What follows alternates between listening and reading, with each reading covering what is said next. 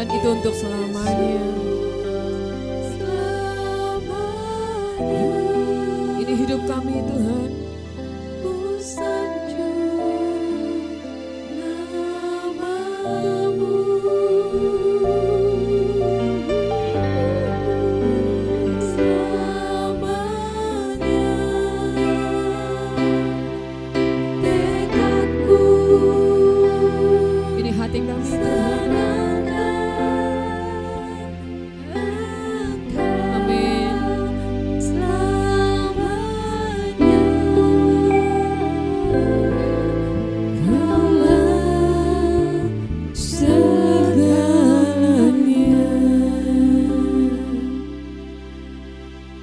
Biarlah seperti itulah Engkau Tuhan bagi kami selamanya dan untuk segala.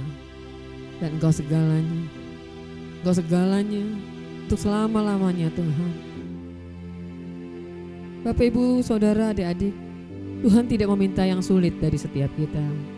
Tuhan hanya mencari hati yang berkata, aku mau menyenangkan Engkau Tuhan. Selamanya, Engkau segalanya. Roh Kudus mengurapi setiap kami, menghidupkan setiap firman-Mu Tuhan. Oh Tuhan, Roh Kudus bekerjalah, bekerjalah. Lebih dari kata-kata hamba-Mu yang sangat terbatas. Kami berdoa Roh-Mu Tuhan bekerja di tengah-tengah kami, menjamah setiap kami. Siapapun kami, dimanapun kami duduk berdiri pagi siang hari ini Tuhan.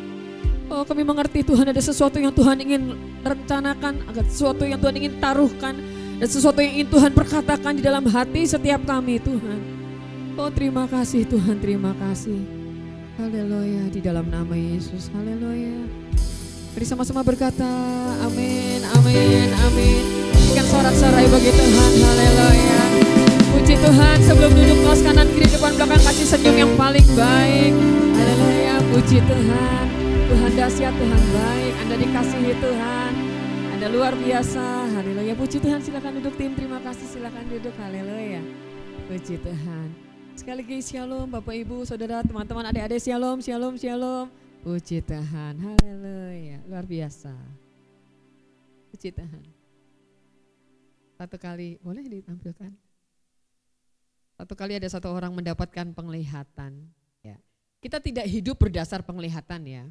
Tapi kita menghargai ketika orang menyampaikan penglihatan. Dia berkata dia mati dan kemudian dia dibawa masuk ke Firdaus, ke surga. Kemudian dia berkata begini, saya sudah mati ya.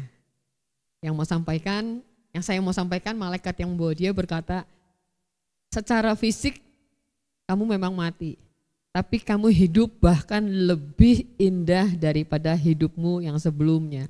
Dan itu luar biasa, kita semua harus mengerti bahwa ada satu kehidupan di depan kita, amin, haleluya. Mengetahui bahwa ada satu kehidupan yang kekal di depan kita, itu tidak akan membuat kita hidup sembarangan di sini. Malah membuat kita merasa bahwa hidup adalah kesempatan untuk berubah. Hidup adalah kesempatan untuk melakukan sesuatu, berkarya bagi Tuhan dengan semua yang kita bisa. Adik-adik yang masih sekolah, semua saudara-saudara yang bekerja, yang berbisnis, yang melakukan sesuatu, yang kuliah, yang mengurus semua hal begitu ya. Justru pengetahuan akan kehidupan nanti, ada kehidupan yang indah, ada kehidupan yang kekal, itu membuat kita merasa bahwa ini hidup berharga, ini hidup singkat. Apa yang harus kita kerjakan dengan hidup yang singkat yang diberikan Tuhan sebagai persiapan untuk hidup yang nanti. Hidup kita nanti. Amin. Haleluya. Baik. Kita akan melihat tentang hidup berjaga-jaga dari Matius 24. Boleh dilanjut? Mari kita baca sama-sama. Sebab sebagaimana halnya pada zaman Nuh, demikian pula halnya kelak pada kedatangan Anak Manusia. Firman Tuhan berkata anak manusia itu datang seperti pada waktu zaman Nuh. Ya. Ini menjadi bagian dari petunjuk Seperti apa sih sebetulnya nanti waktu anak manusia itu datang, ya. Tuhan Yesus datang pertama kali sebagai manusia, disebut anak manusia. Kalau Tuhan Yesus datang pertama kali sebagai anak manusia, sebagai bayi yang kemudian bertumbuh besar dan mati, disalibkan, dibangkitkan, kedatangannya dinubuatkan begitu panjang, ribuan tahun oleh banyak penulis, oleh banyak nabi-nabi, dan semuanya match, semuanya klop, semuanya terjadi. Yang percaya katakan amin.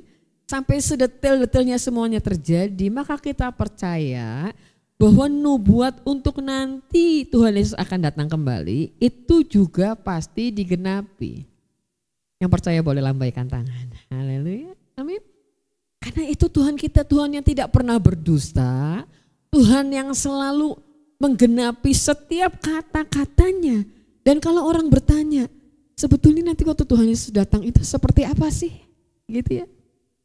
Apa kita yang sekolah udah gak usah sekolah, kita ibadah aja terus gitu ya, setiap hari, gak usah setiap minggu, kita FA terus, family altar, kelompok sel terus, begitu setiap hari, gak usah sekolah, gak usah kuliah, gak usah kerja, gak usah makan, puasa, haleluya. Apakah seperti itu? Kita lihat firman Tuhan berkata bahwa kedatangan anak manusia nanti, waktu anak manusia datang, nah masalahnya nantinya itu kita gak tahu kapan. Tapi Alkitab sudah kasih catatan yang jelas, itu anak manusia akan datang seperti pada zaman Nuh. Jadi kalau kita mempelajari apa yang terjadi pada zaman Nuh, kita akan bisa mempelajari juga bagaimana nanti anak manusia datang. Kira-kira seperti apa? Next, coba. Yang wanita boleh baca Matius 24 ayat 38, 23. Sebab sebagaimana mereka pada zaman sebelum air bah itu makan dan minum, kawin dan mengawinkan sampai kepada hari Nuh masuk ke dalam bahtera.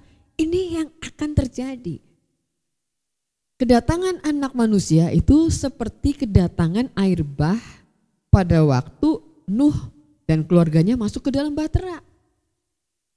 Semuanya seperti kehidupan biasa, kehidupan normal, katakan normal. Jangan bilang kanan kiri normal, semuanya normal, haleluya.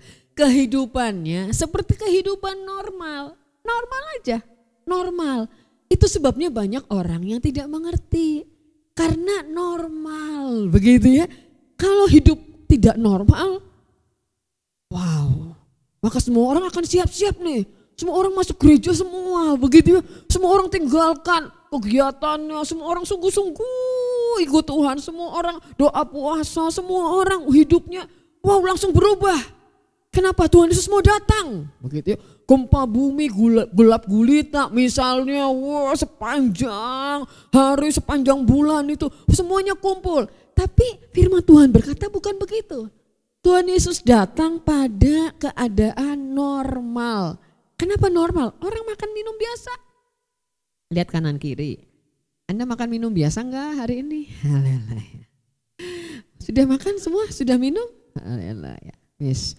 Luar biasa ya sekarang. Ini tapi bukan janji ya. Harapan. Akan ada teh hangat, gitu ya. Akan ada kue-kue setiap haleluya, setiap jam 8 pagi di tempat ini. Bukan janji tapi harapan ada terus. Yang amin dapat. Amin. Supaya teman-teman datangnya pagi-pagi. Haleluya gitu ya. Jadi yang datang pagi-pagi masih lengkap itu, kue-kue dengan hiasan-hiasan yang bagus itu. Tadi malam diukir ya, tanya Tante Evi, haleluya. Makan minum biasa. Justru keadaannya sangat normal seperti biasa waktu Tuhan Yesus itu nanti datang. Makan minum, kawin mengawinkan, ya. Yang sudah cukup usianya untuk menikah, menikahlah. Jangan menunda menikah, gitu ya. Karena berpikir nanti kalau menikah hamil Tuhan Yesus datang repot. nanti kalau zaman pengangkatan, nah nanti kita lihat sedikit ya, diangkat berat dong gitu ya. Kemudian nanti teman-teman yang merasa pengen diet, intermittent fasting, sekalian puasa lah, doa puasa, sekalian semuanya supaya nanti terangkatnya cepat gitu ya. Enggak juga kok, kenapa? Alkitab berkata biasa, kehidupan normal, makan minum, itu yang membuat adik-adik juga harus tetap semangat.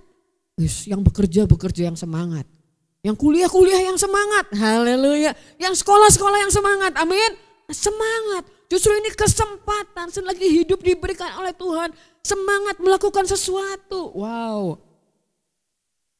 Kawin, mengawinkan, makan, minum, sampai pada hari Nuh masuk ke dalam bahtera. Yang mengurus rumah tangga, asik, udah repot, udah puyeng gitu ya. Waduh, maaf, enggak di sini, mungkin yang di rumah begitu ya. Banyak tagihan, banyak cicilan, banyak yang harus dibayar.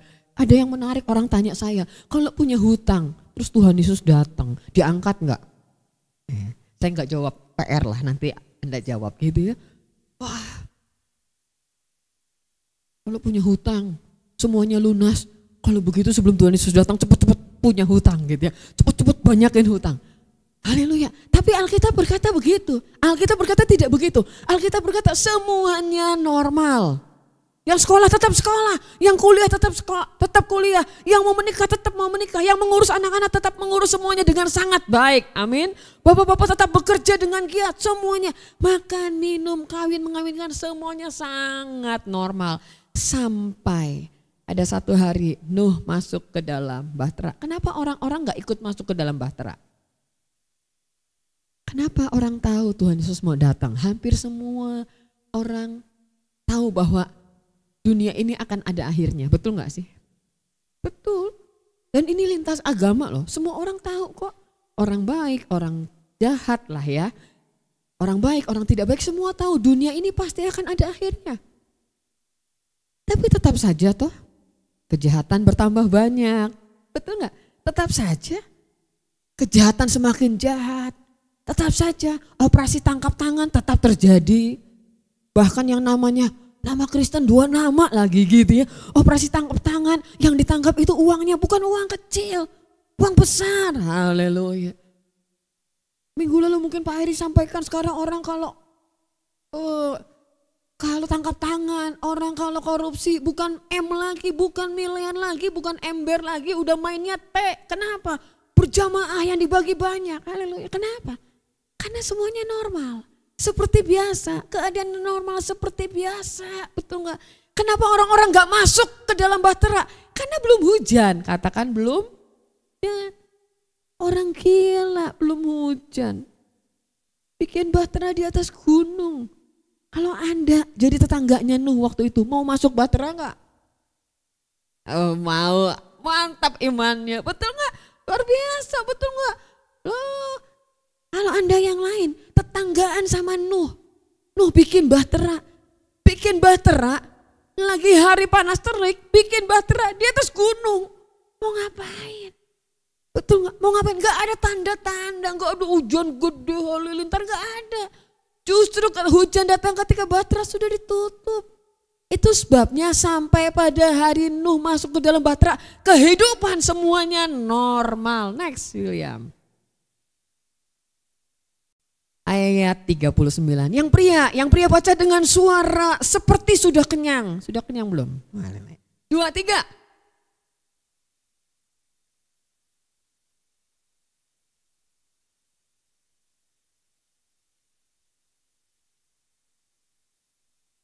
Ada kata-kata yang menarik. Mereka tidak tahu akan sesuatu. Tidak tahu.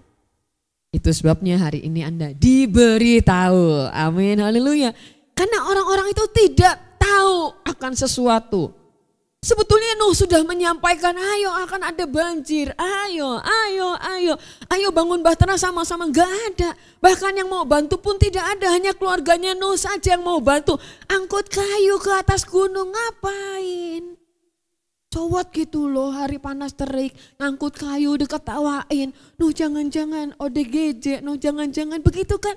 Ngapain? Mereka tidak tahu akan sesuatu, sekalipun diberitahu mereka tidak mau tahu. Bahwa hidup itu harus berjaga-jaga. Hidup itu akan ada selesainya. Bahwa dunia ini akan ada selesainya. Bahwa Tuhan Yesus itu akan datang. Mereka tidak mau tahu. Mereka tidak tahu akan sesuatu sebelum air bah itu datang. Ketika air bah itu datang, semuanya sudah terlambat. Itu sebabnya anak-anak muda harus tahu. Setiap kita yang tetap juga muda, semua yang muda, amin, haleluya. Tetap tahu. Tidak seperti orang-orang di zaman Nuh, tidak tahu akan segala sesuatu, tidak mau tahu akan segala sesuatu. Tadi malam ada FA di Karasak. Yang hadir teman-teman yang sekolahnya di Pelita Bangsa karena tetanggaan itu sama Oma. Boleh angkat tangan yang hadir tadi malam? Oh, ada di belakang, iya luar biasa, oh tepuk tangan, puji Tuhan. Saya sampaikan kepada mereka, hidup itu harus dengan visi dari Tuhan. Visi itu lebih daripada tujuan. Visi itu bukan ambisi. Waktu seorang hidup dengan visi dari Tuhan, ada pandangan ke depan. Harus seperti apa hidup saya. Waktu mengerti tentang itu visi dari Tuhan. Apa yang Tuhan taruh akan hidup saya di depan. Maka visi itu akan membuat kita menang terhadap semua godaan, semua hambatan, semua halangan-halangan. Amin, haleluya. Mereka tidak mau tahu bahwa ke depan akan ada air bah. Diberitahu pun tidak mau tahu. Ke depan akan terjadi sesuatu sebelum air bah itu datang. Ketika air bah itu datang semuanya sudah terlambat. Penyesalan itu datangnya belakangan. Kalau datangnya duluan namanya pendaftaran. Betul. Sebelum air bah itu datang dan melenyapkan mereka semua. Lenyap. Lenyap. Bisa seketika lenyap. Orang yang merasa hidupnya baik-baik saja cukup semuanya. Atau orang yang merasa gagal semuanya sama. Seketika air bah itu datang mereka lenyap semuanya. Tapi kita bukan orang-orang yang lenyap. Kita orang-orang yang luar biasa. Hidup berkarya bagi Tuhan. Yang muda berkarya bagi Tuhan. Hidup ini kesempatan. Yang sudah tidak muda lagi hidup ini pun kesempatan. Ayo melakukan sesuatu sebaik-baiknya bagi Tuhan. Amin. Haleluya. Demikian pula halnya kelak pada kedatangan Anak Manusia. Next. Selanjutnya mari kita baca lagi sama-sama. Alkitab berkata, seperti itulah orang-orang kawin mengawinkan, orang-orang tidak tahu akan segala sesuatu sampai pada waktunya kedatangan Anak Manusia. Matius 24 ayat 40 dan 41 saya baca ya. Gak apa-apa sambil menunggu yang oh iya sudah, puji Tuhan. Rapture. Mungkin Anda sudah pernah dengar atau ini mungkin kata baru ya. Pada waktu itu, pada waktu Tuhan Yesus datang, ya, pada waktu itu, waktunya kapan? Justru tadi waktunya tidak tahu. Kalau waktunya tahu air bah itu udah kapan datang, semua orang masuk ke dalam bahtera. Sudah diberitahu akan, tapi kan belum. Iya begitu ya. Akan, ayo semua sungguh-sungguh ikut Tuhan, ayo semua generasi, ayo ikut Tuhan, ayo sungguh-sungguh kasih hidup buat Tuhan. Tapi mereka santailah. Mereka tidak tahu waktunya. Pada waktu itu, pada waktu Tuhan Yesus datang, kalau ada, yuk baca sama-sama. Pada waktu itu kalau ada 2 orang di ladang, yang seorang akan dibawa dan yang lain akan ditinggalkan. Nah, waktu apa? Waktu Tuhan Yesus datang. Jadi waktu Tuhan Yesus datang lagi nanti, di atas awan-awan kemuliaan, maka akan ada satu peristiwa namanya rapture, pengangkatan gereja, pengangkatan orang percaya, pengangkatan mempelai Kristus. Akan ada orang yang diangkat, akan ada orang yang ditinggal. Yang diangkat itu akan menikmati perjamuan kawin anak domba, begitu ya. Orang-orang yang diangkat, waktunya kapan? Waktunya nggak tahu kapan. Itu sebabnya apapun yang kita kerjakan, ayo terus berjaga-jaga. Ayo hidup sungguh-sungguh untuk Tuhan, amin. Karena waktunya kita tidak tahu. Tapi tanda-tandanya kata Nuh, sebentar lagi air bah datang, perahunya sudah hampir siap. Injil sudah hampir diberitakan ke seluruh suku bangsa, bahkan mungkin sudah sampai ke seluruh suku bangsa. dan kesudahannya akan datang. Orang tanya kapan, tepatnya kapan, tanggalnya kapan.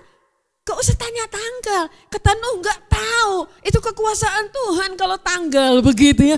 Orang berkata dekat dan semakin dekat. Ayo masuk ke dalam bahtera, orang bilang gak mau. Pada waktu itu kalau ada 2 orang di ladang, yang seorang dibawa, yang lain ditinggal. Yang dibawa itu akan menikmati perjamuan kawin anak domba bersama dengan Tuhan Yesus. Di mana taunya? Di Alkitab. Mas mencatat. Main keyboard boleh maju ke depan. Kalau ada 2 orang perempuan sedang memutar batu kilangan. Yang seorang akan dibawa, yang lain akan ditinggal. Saya tanya teman-teman, mau dibawa atau mau ditinggal? Wih, luar biasa. Yang ditinggal itu nanti akan masuk ke dalam penganiayaan besar. Tapi yang dibawa itu akan bersama-sama dengan Tuhan. Amin. Pengetahuan akan kedatangan Tuhan itu jangan membuat kita gak semangat. Kalau gitu ngapain? Susah-susah kerjain PR, susah-susah ujian ya. William ya misalnya gitu, bukan. Justru ayo sebaik-baiknya buat Tuhan. Amin. Justru mengerjakan sebaik-baiknya buat Tuhan. Ayo melakukan yang terbaik bagi Tuhan. Sampai pada waktu nanti Tuhan Yesus datang, kita menjadi orang-orang yang diangkat, bukan orang-orang yang ditinggalkan. Mari bangkit berdiri, selamanya kaulah segalanya. Nanti Kak Dika akan melanjutkan bagi kita semua.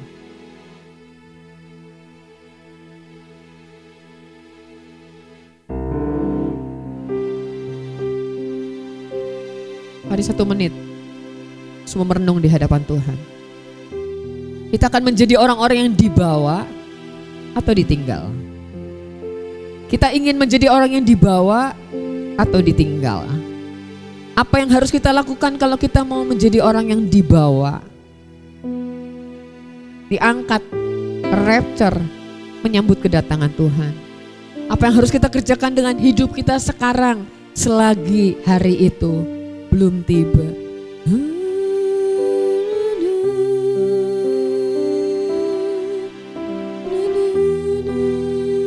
Ku sembah, ku sembah Yesus selama. Mari bangkit berdiri. Ku sanjung namamu. Ini hidup kami Tuhan, kami berikan kepada Engkau selamanya.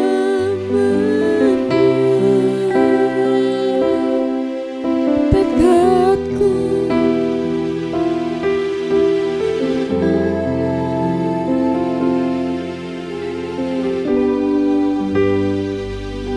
namanya Kaulah segalanya, Kaulah segalanya, Kaulah segalanya, Kau segalanya, Kaulah segalanya. Boleh silakan duduk dalam hadirat Tuhan. Shalom teman-teman, shalom. Semua masih semangat, amin, haleluya. Kita membuka firman Tuhan dari Matius 14 ayat yang ke-22. Wow. Matius 14 ayat yang ke-22. Kita baca bergantian, 1, 2, 3. Sesudah itu Yesus segera memerintahkan murid-muridnya naik ke perahu dan mendahulunya ke seberang. Sementara itu ia menyuruh orang banyak pulang. 2, 3.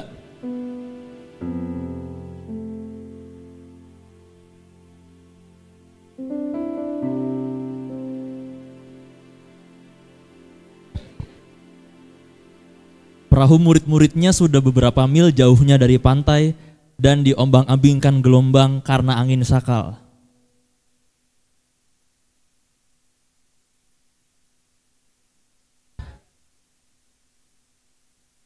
Ketika murid-muridnya melihat dia berjalan di atas air, mereka terkejut dan berseru, "Itu hantu!" Lalu berteriak-teriak karena takut.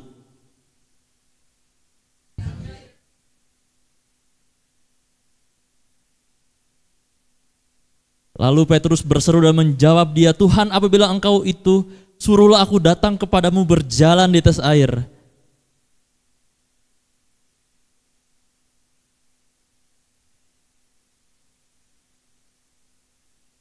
Tetapi ketika dirasanya tiupan angin, takutlah ia dan mulai tenggelam. Lalu berteriak, Tuhan, tolonglah aku. 3-1.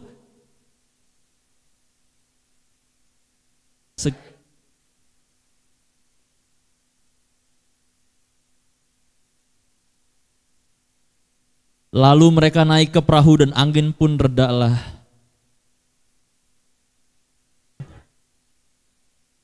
Ya. Amin. Bapak Ibu saudara-saudara, kita sudah sering mendengar tentang cerita ini. Tapi buat saya pribadi, cerita ini sebenarnya lucu. Aneh dan lucu, ya. Karena kalau kita baca perikop atasnya di Markus 6 juga ayat 30 sampai 44, kejadian tersebut terjadi ketika Yesus selesai memberi makan 5.000 orang. Yang hadir itu 5.000 orang plus, ya. Karena yang dihitung hanya laki-laki. Ya.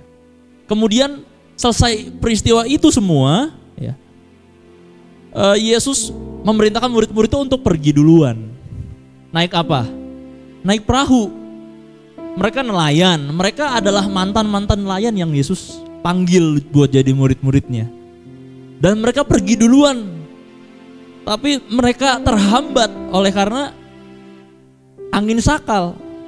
Kalau Markus 6 ayat 48 bahkan menuliskan bahwa Yesus tuh tahu. Markus 6 ayat 48. Yesus tuh tahu bahwa murid-muridnya kesusahan. Ya. Ia melihat betapa banyaknya mereka mendayung. Maka ia hendak melewati mereka. Buat apa? Tuhan Yesus tuh mau menolong mereka. Siapa yang percaya Yesus itu sanggup menolong kita? Siapa yang percaya Yesus sanggup menolong kita? Masing-masing dari kita punya masalah yang berbeda-beda. Dari kita lahir sampai kita tua, kita gak akan lepas dari namanya masalah.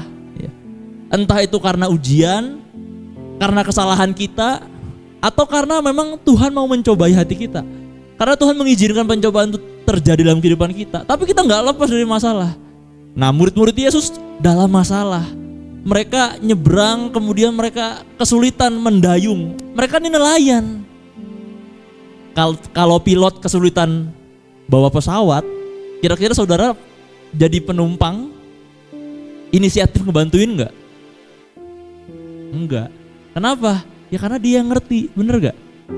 Kalau mungkin saudara nggak bisa kendarain mobil, ketika yang nyupir itu ngantuk, kamu nawarin diri gak? Saudara nawarin diri gak? Enggak, kenapa? Karena gak bisa, ya. Nah, murid-murid Yesus itu orang-orang yang terlatih di laut. Tapi satu saat mereka ketemui kesulitan di sana, dan Yesus hendak menolong mereka. Dan lucunya, pertolongan Tuhan, bahwa pribadi Tuhan itu mereka lihat sebagai apa? Sebagai hantu. Nah, saudara, Bapak Ibu, teman-teman yang saya kasih dalam Tuhan,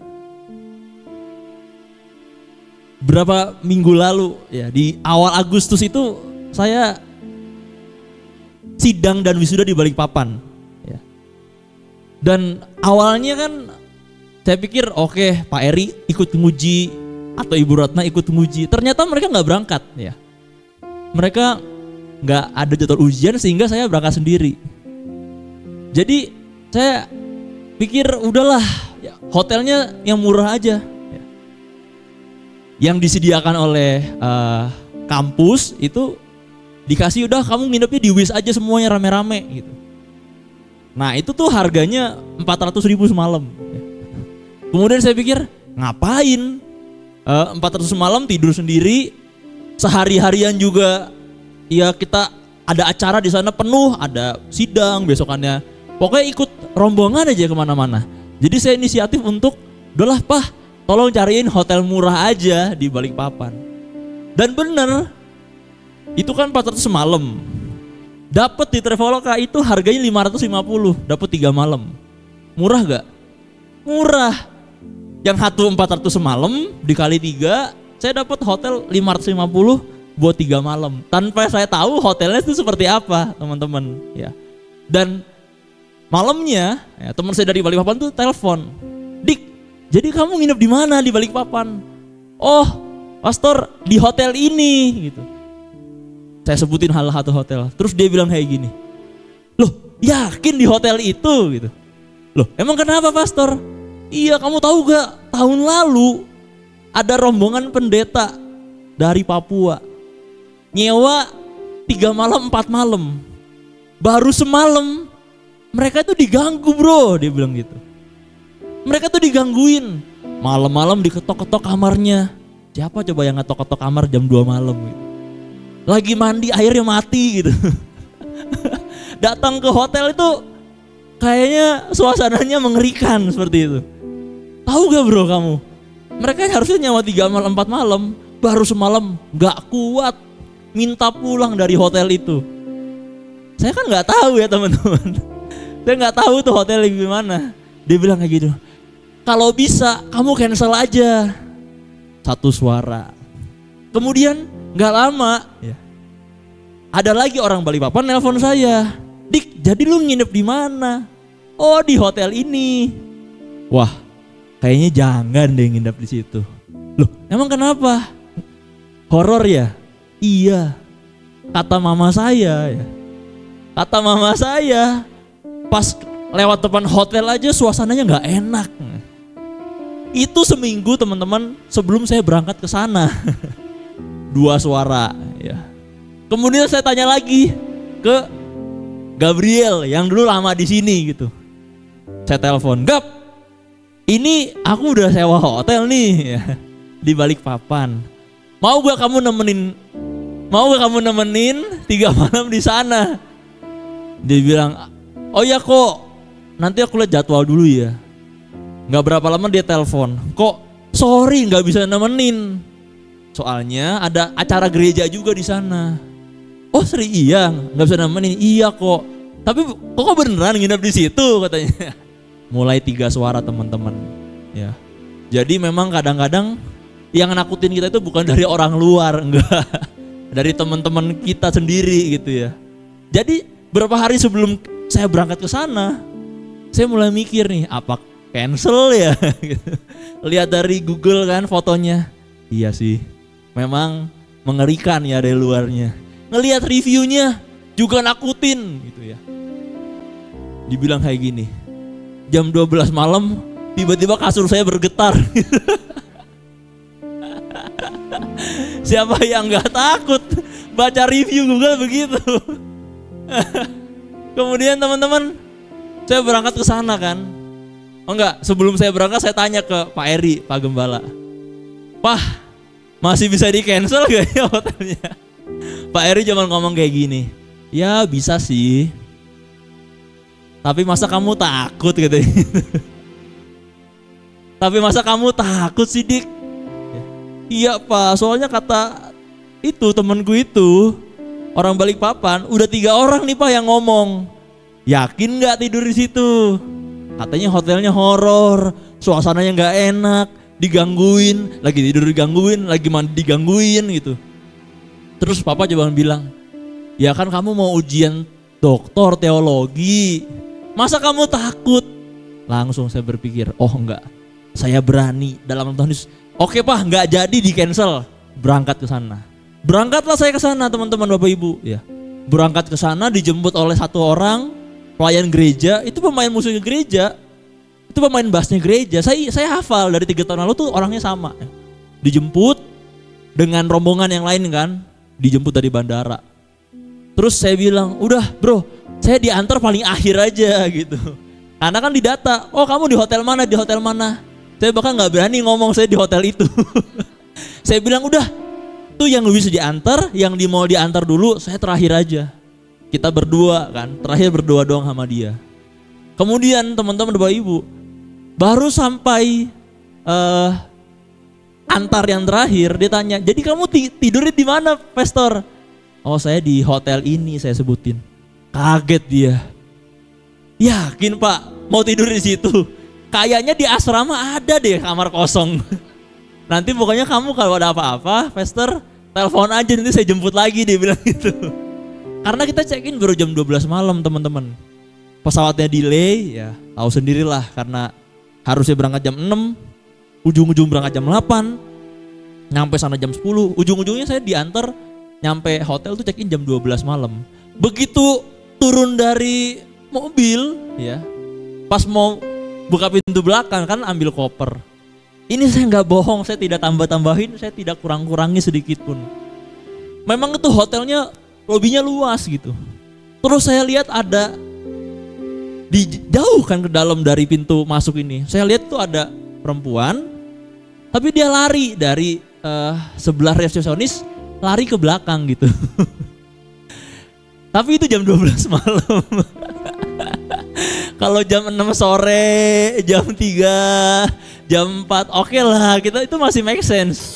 Masih masuk logika gitu ya. Coba musik-musik yang horor gitu. Enggak. Bercanda. Saya di sini bukan nakutin teman-teman, enggak. Tapi saya lihat, nah respon saya cuman, hah gitu. Nah, orang yang temenin saya ini yang antar saya, dia cuma nanya, Pastor, udah mulai ngeliat ya gitu. makin deg-degan juga sih gitu ya. Jadi begitu tuh belum masuk lobi, baru turunin koper, saya lihat itu, kenapa ada yang lari gitu kan. Saya cuma bilang, hah gitu. Oh enggak, saya enggak lihat apa-apa, gue bilang gitu kan.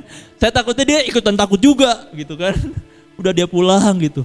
Saya check in jam 12 malam gitu kan. Tentu saja yang pegawai hotelnya udah setengah ngantuk gitu kan. Nah begitu saya check in, nunggu diproses, saya lihat itu ruangan apa sih? Itu cuma ada 2 ruangan doang di sebelah resepsionis yang saya lihat. Antara gudang dan toilet gitu. Terus pikiran saya kan, siapa yang ada cewek yang lari ke arah gudang gitu. Siapa yang mau tinggal di gudang? Gak ada dong gitu, tentu saja gak ada. Dan yang kedua, siapa yang ke toilet gitu, jam 12 malam lari dari resepsionis ke toilet. Terus karena saya check in, saya tungguin kan, gak ada yang keluar dari ruangan itu, gak ada yang keluar dari lorong yang sebelah resepsionis itu, gak ada yang keluar di situ. Masa sih setengah jam gak ada yang keluar kalau itu beneran orang gitu kan. Mulai deg-degan juga, oke lah saya masuk kamar, lantainya karpet gitu. Bener Bapak Ibu, emang itu hotelnya hotel mewah. Bintang 5, tapi zaman Soeharto gitu. Tahun 80 bener itu bintang 5, sekarang mungkin bintangnya udah turun terus gitu kan. Dan memang hotelnya gede, kamarnya banyak. Tapi nggak ada orang yang berani di situ kayaknya gitu ya. Dan saya masuk, saya habis mandi, tidak berani matiin lampu juga gitu ya. Dan saya cuman bilang besok ini harus ke kampus jam 7 pagi ya. Masa sih udah capek-capek kita nungguin pesawat delay gitu ya. Masa sih nggak ngantuk gitu. Udah saya mandi, saya setel Spotify gitu ya. Setel lagu rohani dan saya cuman bilang kayak gini ya. Tuhan, aku jujurlah di hadapanmu. Memang kalau ngomong berani itu gampang gitu. Memang kalau ngomong berani, kita ngomong iman itu gampang. Kita ngomong, oh saya percaya pada Tuhan. Tuhan itu perkasa, Tuhan itu luar biasa. Kita lebih dari pemenang, itu ngomongnya gampang. Itu juga. Saya pada saat kita dalam masalah, kita dalam ketakutan, gak berani satupun kata yang keluar dari mulut kita. Kalau kita jujur di hadapan Tuhan, berapa banyak yang kita ucapkan di gereja, itu benar-benar kita lakuin dalam kehidupan kita. Kita nyanyi, selamanya ku puji, ku sembah Yesus. Di gereja gampang, dalam masalah gak gampang teman-teman. Gak gampang Bapak Ibu. Saya cuma doa kayak gini, Tuhan aku jujur lah ya. Kalau lagi rame-rame itu gampang. Saya waktu itu pertama kali melayani pelepasan itu dengan Pak Petrus, dengan Ibu Heni, dulu Om di sekolah gitu ya. Yang saya tuh benar-benar ngeliat ya, anak-anak SMP itu dilayani pelepasan di sana gitu kan. Melawannya siapa? Lawannya kan ya roh jahat juga, ya iblis juga, ya setan juga gitu ya teman-teman. Tapi pada saat saya sendiri, saat Bapak Ibu teman-teman sendiri, gak ada tim, gak berdua dengan suami istri, gak ada tim, belum tentu kita berani loh. Tapi malam itu saya cuma bilang, Tuhan, saya jujur di hadapan-Mu. Saya takut. Saya juga jujur di hadapan teman-teman Bapak Ibu Saudara, saya juga takut. Tapi saya tidak membiarkan saya tidur dalam ketakutan. Saya bilang, Tuhan, ya aku cuma percaya ini ada 2 kasur. Kalau setan mau ganggu, kasur yang sebelah aja lah. Jangan kasur saya gitu. Kalau mau digoyang-goyang, kasur sebelah aja. Jangan kasur saya. Untungnya dapat 2 bed gitu kan. Udah yang sebelah aja lah.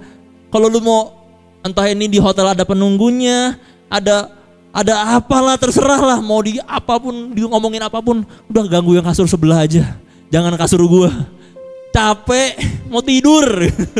Saya doa, saya merem, saya tidur. Dan kesiangan bangunnya. 3 malam saya di sana tidur nyenyak Bapak Ibu.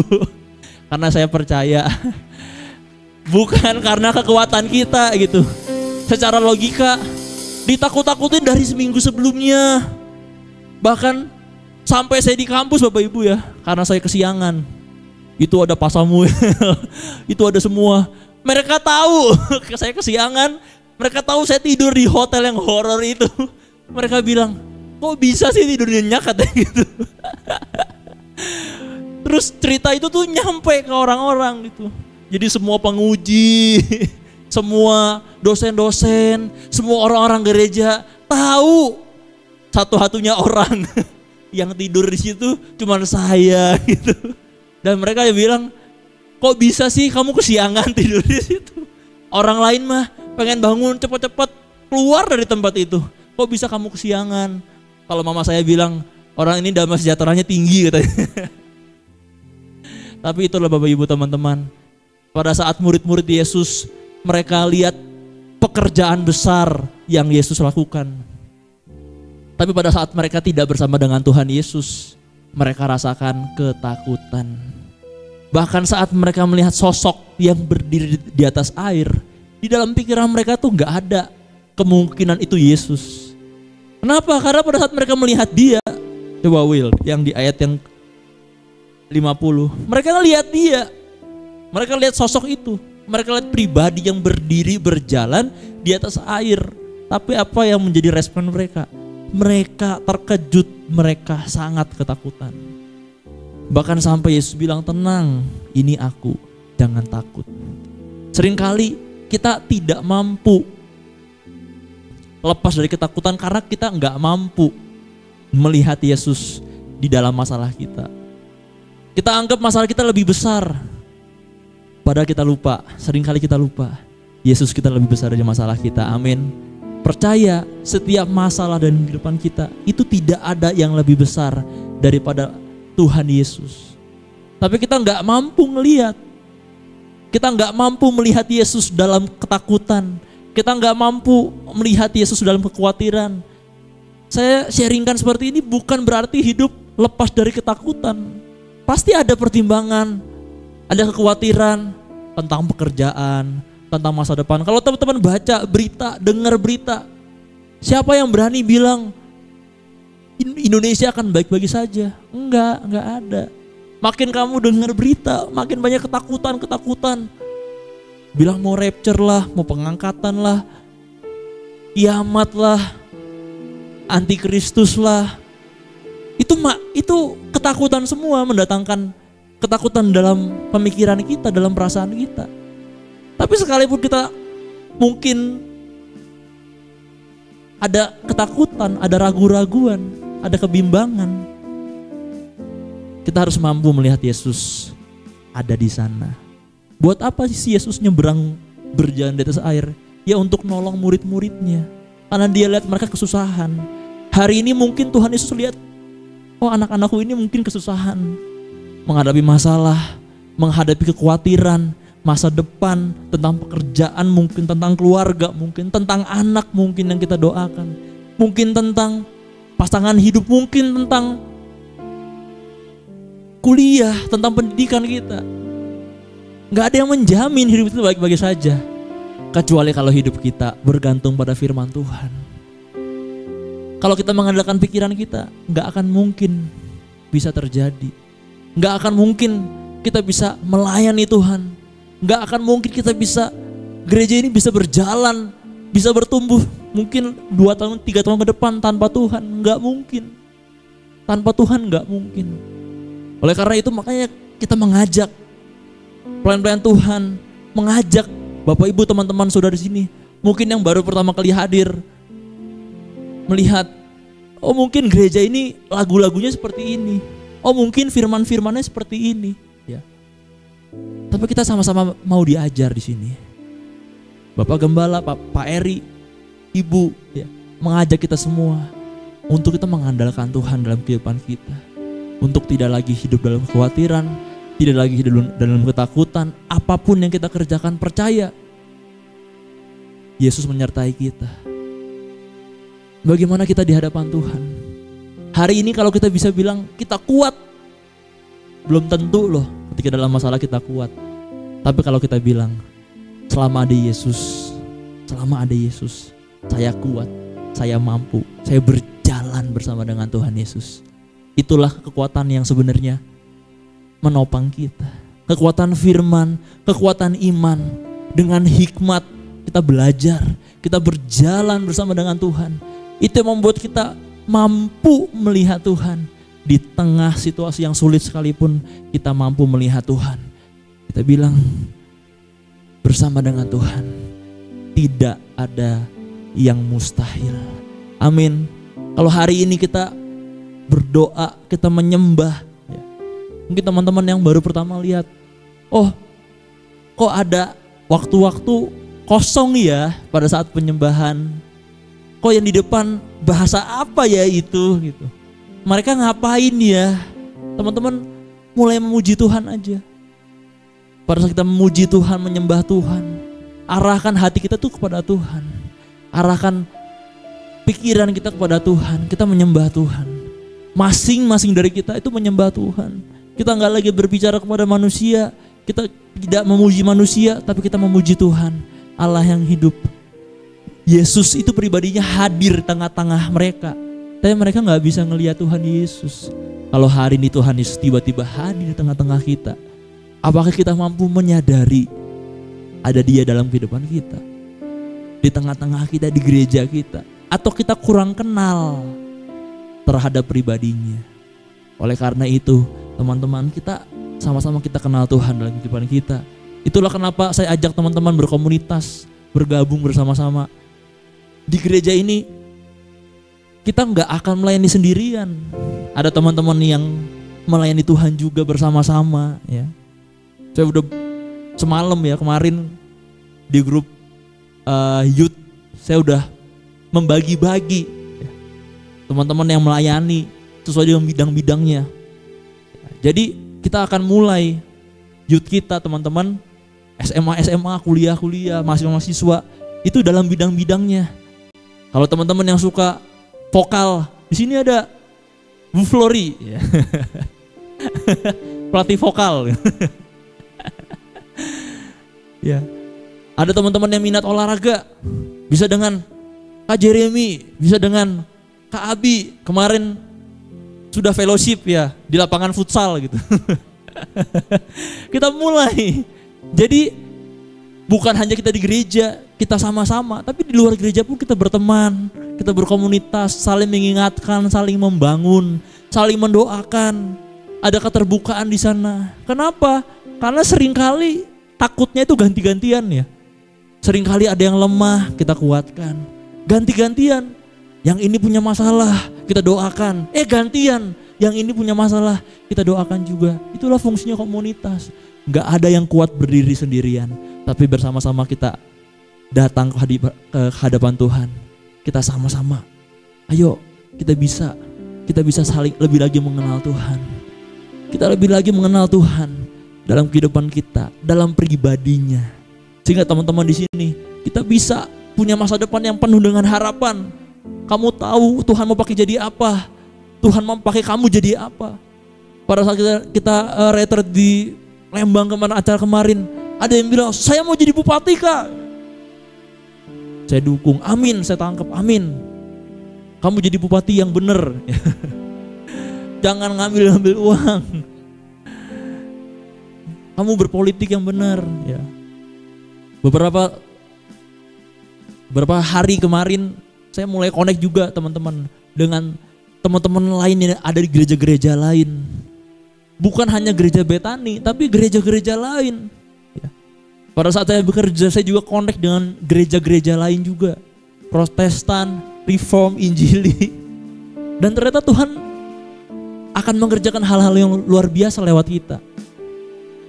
Jangan terlewat, jangan mau dilewatkan. Hari ini Tuhan panggil, hari ini Tuhan pakai.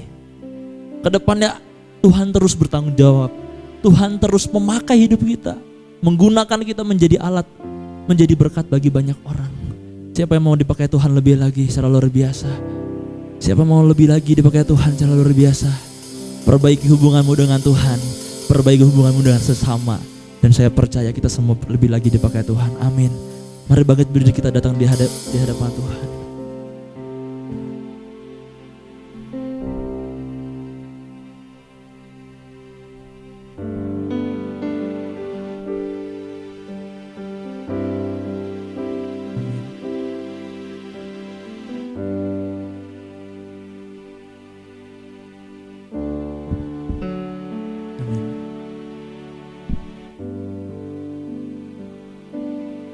Ini komitmen kami Bapa di hadapan-Mu Tuhan.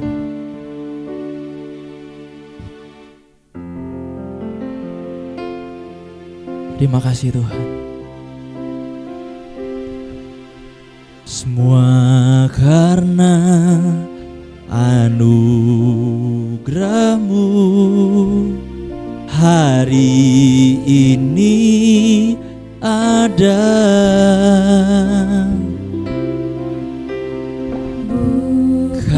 Karena kuatku, namun karena Roh-Mu, bawa hatimu padanya. Ku bawa hatiku,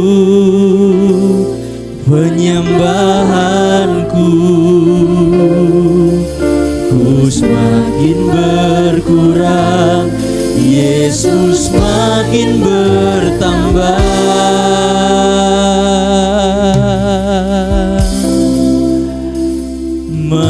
Mengikut Yesus, itulah kesukaan hatiku. Ku lepas semua hakku untuk mengenal kehendaknya di hidupku. Ini komitmen kami Bapa.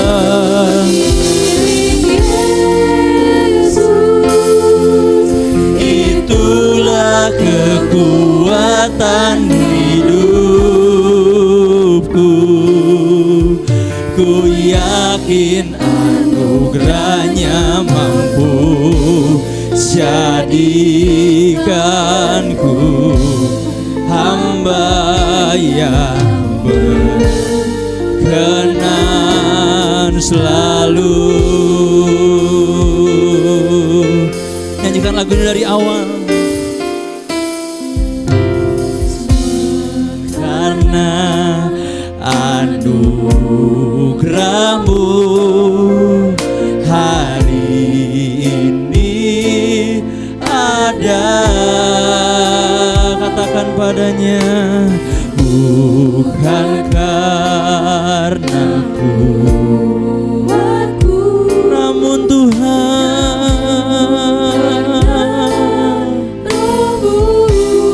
Amin. Ku bawa hatiku, penyembahanku. Katakan padanya, ku semakin makin berkurang, Yesus makin bertambah. Mengikut Yesus, itulah kesukaan bagiku. Ku lepas semua aku untuk mengenal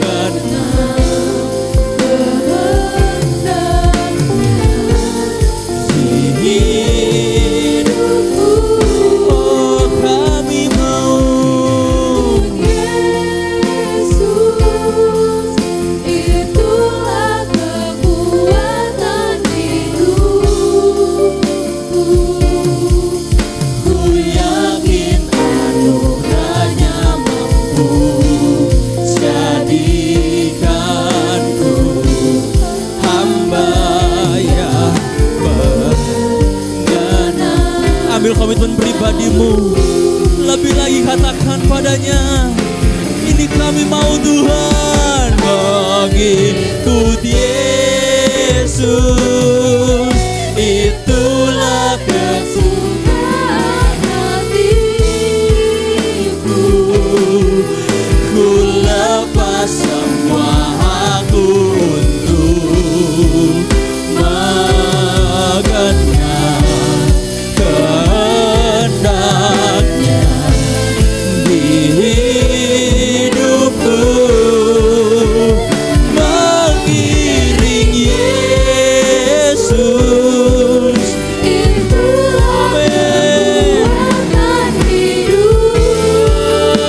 Tuhan, ku yakin anugerahnya mampu jadikanku hamba yang berkenan selalu. Lebih lagi katakan komitmenmu, ini janji kami. Mengikut Yesus, itulah kesukaan hatiku. Ku lepas semua aku untuk mengenal kehendaknya di hidup sampai selamanya.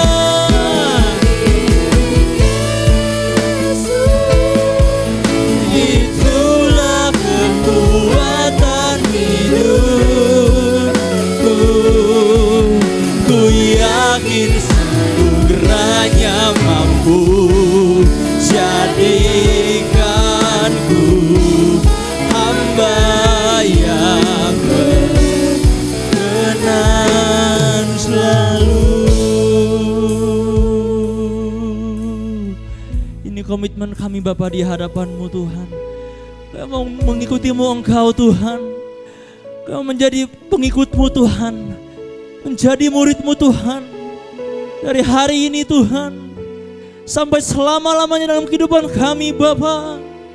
Tidak akan kami lepaskan iman kami, tidak akan kami tukar iman kami Tuhan, dengan apapun, dengan harta, dengan pasangan, dengan apapun yang dunia bisa tawarkan daripada kami Tuhan. Dengan pornografi, dengan obat-obatan, dengan narkoba, dengan rokok Tuhan. Kami mau lepaskan semua belenggu, kami mau lepaskan semua belenggu Tuhan. Di dalam nama Tuhan Yesus, siang hari ini Tuhan, ini komitmen kami menjadi anak-anak-Mu yang benar Tuhan, menjadi orang-orang yang benar Tuhan. Tidak akan kami tukar iman kami Tuhan dengan apapun Tuhan. Terima kasih Tuhan. Ada Roh Kudus-Mu yang menjamah setiap kami Tuhan. Mari sembah Dia, biar Roh Kudus-Mu yang menjamah. Haleluya. Ya nama ya nama ya nama ya nana. Haleluya. Biar Roh Kudus-Mu yang menjamah Tuhan. Setiap kami, setiap belenggu Engkau lepaskan Tuhan. Setiap dosa kami tinggalkan. Ini komitmen kami Tuhan. Mari jemaat Tuhan, katakan komitmenmu. imanmu di hadapan Tuhan. Katakan pribadi dengan pribadi. Haleluya.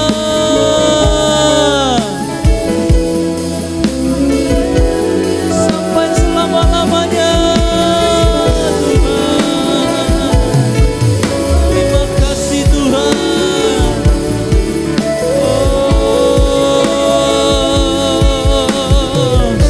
Biar mata kami dapat melihat Engkau Tuhan. Biar mata kami mengandalkan Engkau Tuhan. Biar hati kami percaya di setiap kondisi Tuhan. Dalam masalah kami mampu melihat Engkau Tuhan. Iman kami tetap kuat. Iman kami tidak menjadi lemah Tuhan. Haleluya.